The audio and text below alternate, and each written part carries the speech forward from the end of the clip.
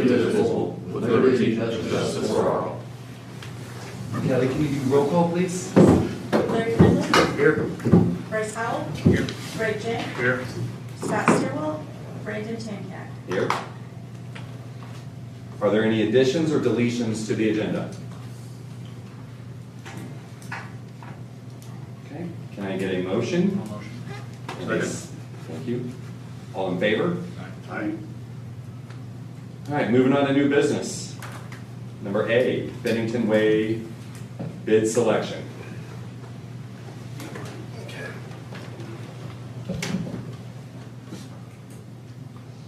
Okay, Eric Smith, HWC Engineering. At the regular February meeting, we opened bids for Bennington Way. It's a project being funded through the Community Crossings paving program through NDOT. There were 2 bids received, one from DC Construction Service and one from Voight's Contractors Incorporated. At that time, the council took the bids under advisement pending our review. We have a bid tabulation. There should be one there for everybody. That has a copy of each contractor's tabulated unit prices and extensions. The bid of DC was $853,937.38. And the bid of Hoyt's Construction was $1,158,740.60. Our staff reviewed the bids, and the apparent low and responsive bidder for the project is DC Construction. They did note they included all documents required to be submitted. The second bidder, Voight's, did not submit an employee drug testing plan as was requested in the bid documents.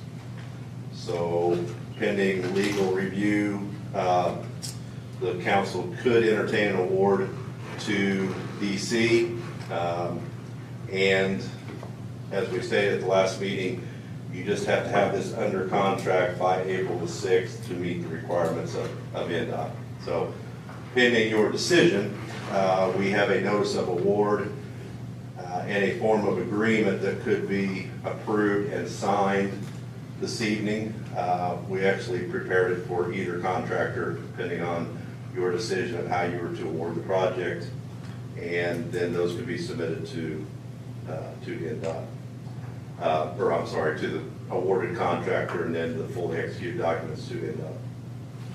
I also have the original bids that you should keep on file for your records. With that, I'll open it up to any questions.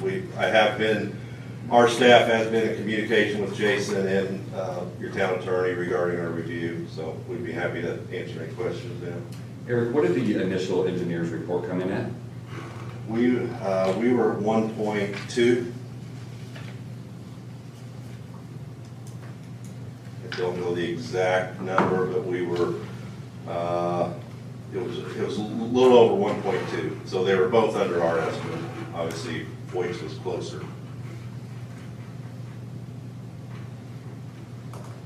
Jason, do you recall off the top of your head what the state has agreed to fund towards this project? 75%. Have you worked with either of these before? We've worked with both. We've worked with Voight's quite a bit. They're from Paris, Illinois, so they've done a lot of work in the Terre Haute area. Had good luck.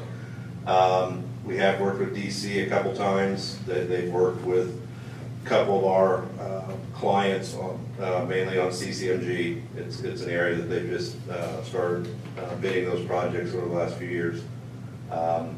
We did check a few references on them as well. Thoughts on either? Honest thoughts? I don't know that there's anything material. We checked references that they said, that there were a few issues here and there. Once they were notified of the issues, they corrected them satisfactorily. So I looked through these, and I hate to admit this, especially on the record, but couldn't find where it asked for the drug policies. Was that on the addendum that was online? Because I saw on there that it says, check the addendum online. Honestly, I don't know. The bid documents were prepared by our transportation division. I Yeah. can't tell you where it said that.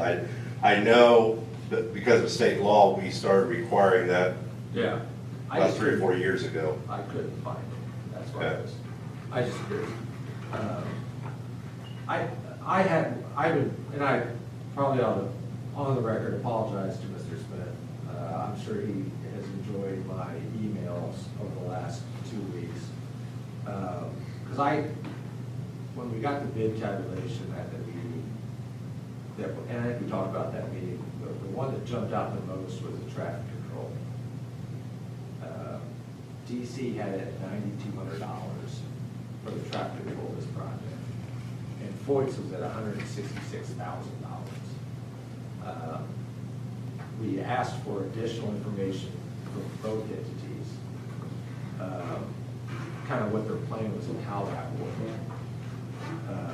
And the bid documents that DC provided, they have this job taking 4 weeks, which is 20 days.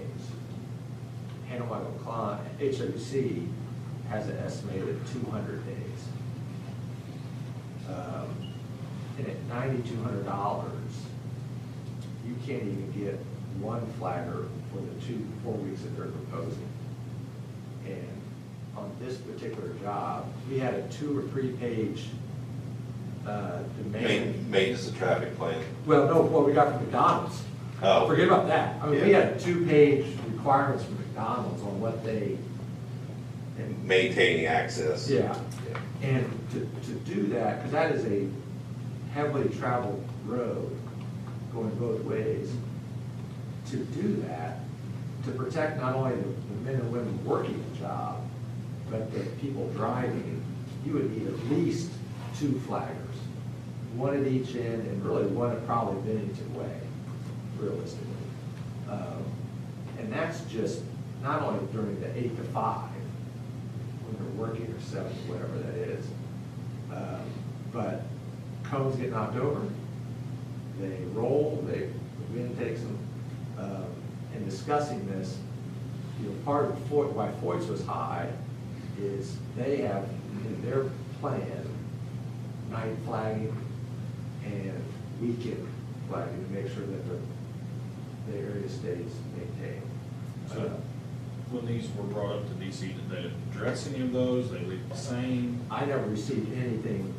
What they had told our engineer, as well as what I think they mentioned to Jason, was that they were planning to provide traffic control in accordance with the requirements that were in the bid documents, basically what we told them they needed to do.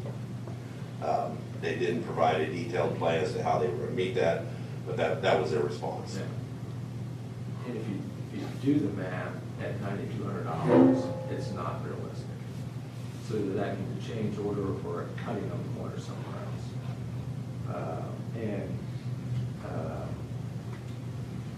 The idea of someone getting hurt. First of all, Bennington Way in this Beagle Road is basically the front door of Cloverdale. People get off 70 distance. So you have a lot of new people coming in and using that road who aren't familiar with it to begin with. If you throw in it being one lane and without proper traffic control, that is a recipe for disaster, which means, and hoping no one gets hurt, but a lot of calls to the town.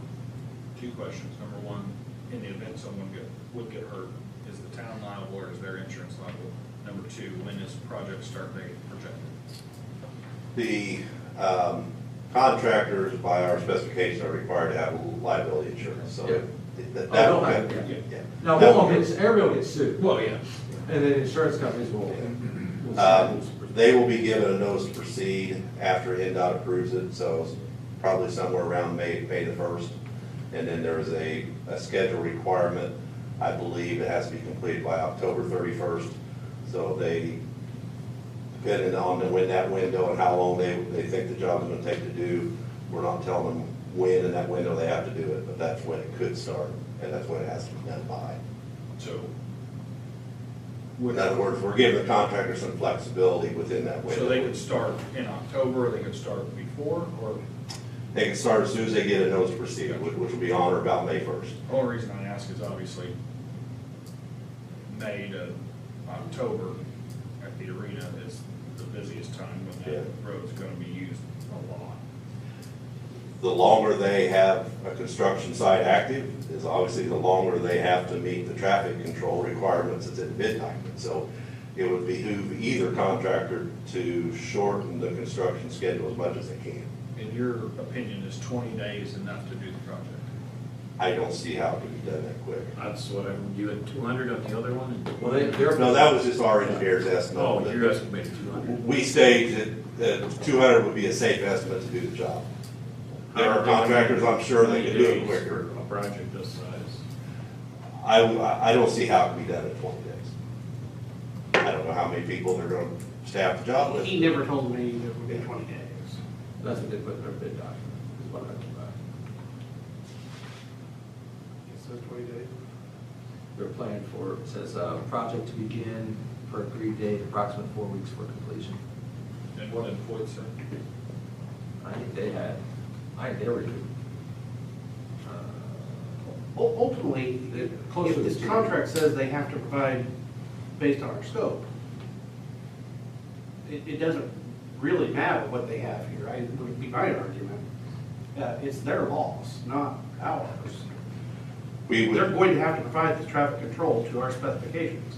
if they do not, it would be up to the town or us as your hired consultant, if we're inspecting it, to enforce that, to say you're not meeting the traffic controls required, and either issue a stop work order or a stop payment order, saying until you comply with the traffic control What are the requirements. requirements? I got, you sent me this, did you send me this? Yes, Just for fun, can you translate that for me? what that shows is where barricades are supposed to be placed. We've noted that they have to provide temporary access roads if necessary to get around construction areas, which that's all part of traffic control. So if they have to build one of those temporary roads, that's part of it. They're obviously assuming they don't need to do that, because you certainly couldn't do that for $9,200. We're not dictating how many flagmen, but we are dictating that it has to be safe, and that is where the flow of traffic must be while you're working in certain areas of the job as it's staged from start to finish. So the 850 versus the 1-1, that's guaranteed or estimate. That is the bid based on their unit prices. So, So other than materials, it's not gonna fluctuate. unless they request change orders, which we have the right to review and Yeah, scrutinize. this is their number, and it only goes up if you approve it. Right. And it's only their number if the quantities are exactly what our engineers estimate the quantities to be, so many tons of asphalt, Yeah. so many lineal feet of curb. Right, so their estimates are, this is what they will get paid to do this job, unless, as Eric just said, they said it's gonna be, 10 buckets of gravel, and it turned out to be 20 buckets of gravel, we gotta pay that change order. Yeah. But this is, they can't come back and say, well, we miscalculated, and we really needed another 200,000 to do this. Is that 75% off the 1.2 and some change estimate? No, it's all of the. No, it's the actual number. Big rank bid. So like, for DC, the total CC&G amount would be $595,000, that would be NDOT's portion, and the LPA, which is the town, would be $258,000. Those are at the bottom of the bid tab. Why is the 4? I guess it's the same. The proportion that NDOT pays is the same, 75-25, that's why the amounts differ. And in your application, the application was based off our engineer's estimate, so you had enough money or coverage to build it. But if NDOT will actually look at the low bid, and if you don't need that much money, they won't give you that much. So, but basically, if I'm hearing right from Richard and from you, we feel like Hoyt's has done a much more prepared bid and I don't know if you can word it correctly, or word it just like that. What I can say is their traffic control price seems like they're planning to staff it more robustly during construction to make sure that it is a safe work site. Theirs has the nights and weekends, that's the,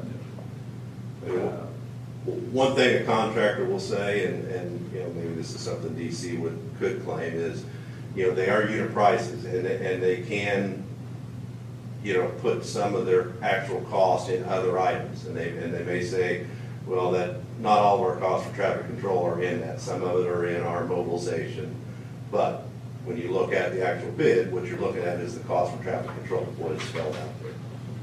and that's why they have it detailed out, as opposed to just saying, yeah, we'll do it for $150,000. Yeah. And not knowing where that comes from. well, I mean, let's be honest, the weekends are the busiest at the exit. Well, and you take down one lane of traffic at night, and then it's a true safety issue. Rolling cones,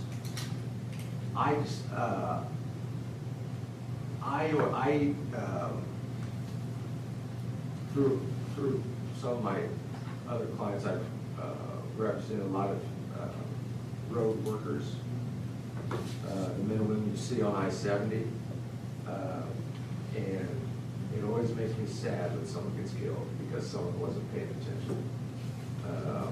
And I would just hate to put someone's safety at risk. My biggest thing is for $54,000, if we're gonna have to come back and have change order requests or possibly terminate a contract, is it even worth arguing This will more than 54,000. about? Well, That's the town's portion. The town's portion. Okay. The LPA match of 258 versus 312, so 54 grand, right? My math off. The difference in the LPA portion, which is the town, is between the two is 42 and about 50, yeah, right.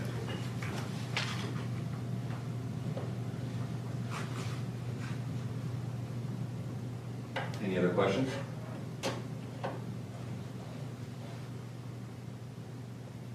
Because you're basically saying anything that they miscalculate or whatever, they'd have to come back, do a change request. If we say no, either we terminate, figure out a solution. Now, one thing I want to point out is if you choose to award to the hire, NDOT, that does affect how much money they have to put in the project. So they may request documentation as to why you're awarding to the higher bid. So I just want to point that out, because they probably will ask, because it does affect how much they are putting in. I think just on that line item alone, because NDOT deals with interstate accidents every day, and they will appreciate, I think, the safety aspects. And $9,200, if it's a week project, isn't enough to have 2 or 3 flaggers there more than just 8 hours a day. And as we've heard from HWC, this is projected to be at least 200, and that's assuming the weather's perfect. And obviously, 200 is probably high. It was a conservative number to Yeah. make sure that we had enough time in there to build the project. You never know about weather. Yeah, but I'm sure it can be built in less days. this isn't a county road that's not traveled very often. This is not only a high traffic area, but a high traffic area of people that have never been here before. So you throw in new visitors and road construction, that's a dangerous combination. And you throw in then a not properly controlled area through traffic control, that could be a big problem. Assuming, and let's just hope no one gets hurt. You also upset McDonald's And like I said, they gave us a 2 or 3 page instructions on what they expect from the town. They were submitted to both contractors. It was in the bidding documents. Yeah. How you had to address keeping access to McDonald's open.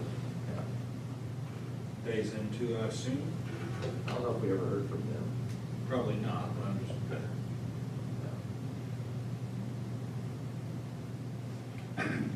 Any other questions? Larry? Would anybody like to make a motion? I'll make a motion to go with fourth. Somebody want to second that motion?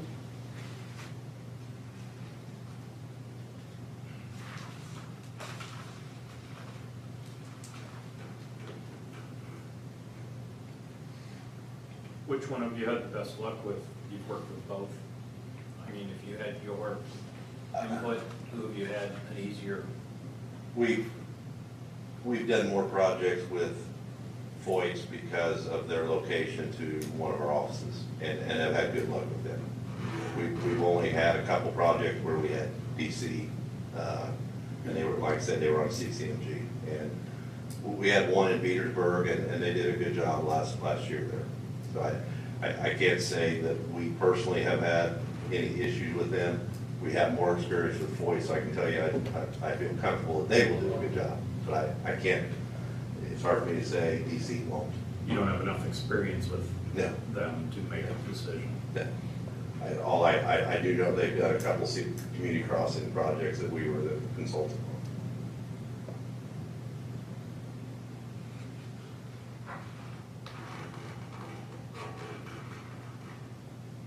Does somebody want to second the motion? I'll second. All in favor? Aye. That is for Foyt's. I guess you don't necessarily need to sign the notice of award tonight, but if you've made the motion to accept their bid, I think you could make a motion to approve a notice of award, and then we could get that to, tonight. yeah, and I'll leave that with Jason. We probably ought to coordinate with NDOT before we send these to NDOT, and so I'll leave these with you. Yes, we would just need a motion to execute the notice to proceed. Do we need to do that tonight or in March? I don't know. Doesn't matter, you can do it tonight or in March, as long as we have the signed documents to NDOT by April 6th, Yeah. it could be either. If it doesn't make a difference, does somebody want to make a motion for the notice to proceed? Notice of award. I'm sorry, notice of award? Yeah. I'll make a motion of award. Okay, with second. Second. All in favor? Aye. Okay. I want to thank Eric and his team. Thought they did a great job handling this, and I do apologize for being on the record for the peppering of the emails. Mr. Smith forwarded one email that showed a chain where he got a little, he made some comment about the attorney asking a lot of questions. I think that might have been an oversight. But I do appreciate all your help with it. Sure. Let's get through this next item on the agenda, Eric, and then we'll get you all signed paperwork that you need. Take back with you if you don't mind. I did also leave the NPDS permit renewal application for the town's wastewater plant with Jason that needs several signatures by you sometime in the next few days. So, I'll get with Jason on that as well. Item B, utility employee. We just have an employee that is going to be terminated his employment on the project. Just would like permission to hire the new employee. I think the wage and salary ordinance is in your packet, so you guys will get that paperwork this year. Any specific reason? He said he had found another job. Paid better. I'll make a motion to move ahead with the hiring process. Second. All in favor? Aye. Anybody have anything else? This meeting's adjourned.